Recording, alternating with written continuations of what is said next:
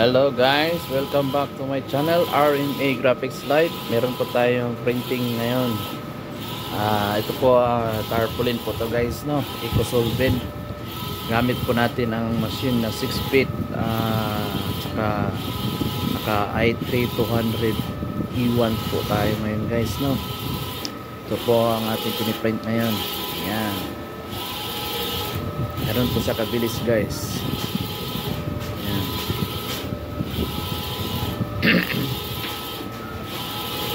Ayan.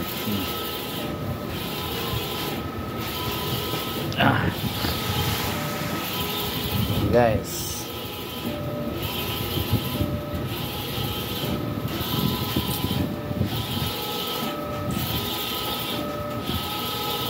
Ito po piniprint po tayo piniprint po natin ngayon 3x4 at saka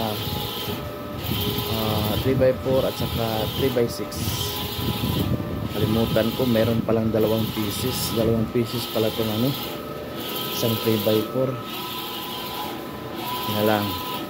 I-reprint lang natin mamaya.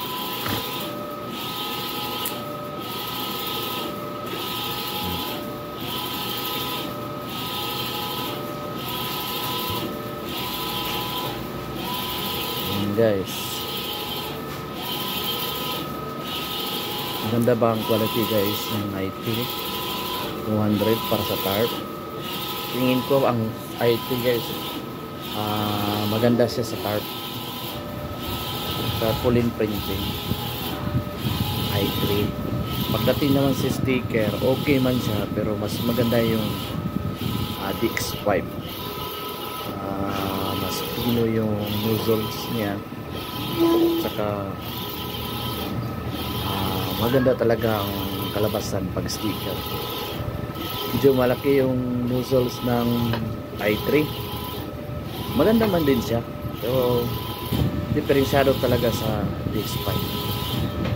DX5 ka, maganda yung quality printing niya, maliit yung mga nozzles niya, at saka mahaba yung lifespan niya. DX11 naman surety na lang kung aabot ka ng 1 year ganun. Pero sa DX5 sigurado 3 years ganyan, 2 years, 3 years abutan yan.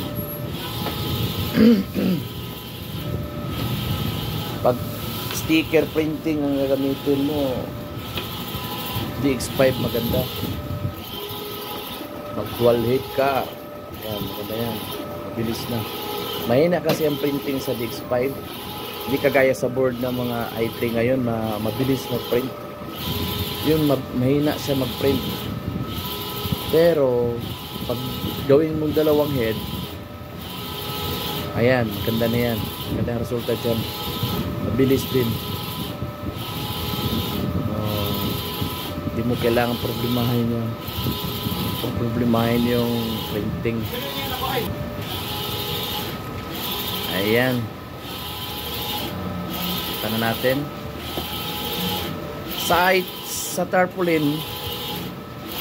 Nakikita ko maganda ang quality sa printing sa i3.